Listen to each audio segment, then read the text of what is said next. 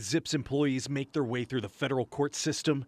The previous cases against other Arizona restaurant chains over the past years may offer clues about what's happening behind the scenes. I don't think that this administration has ever made any secret about the fact that they were going to be hard on immigration. Immigration attorney Darius Amari says the hospitality industry is an easy target for immigration agents, and he's urging his clients to be prepared.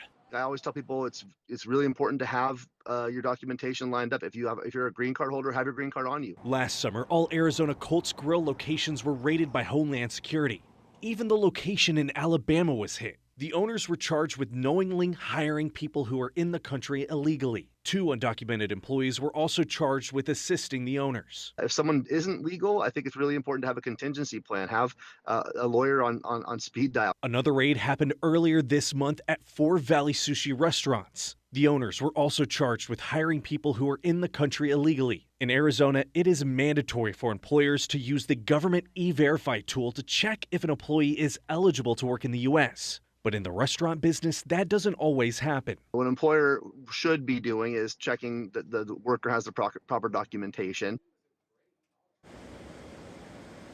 Now, I've spoken with many immigration attorneys these past couple days, and all of them tell me that they suspect more raids like this to happen in the future, especially with the current administration cracking down on illegal immigration. Live in Phoenix, I'm Sarabia with Arizona's Family.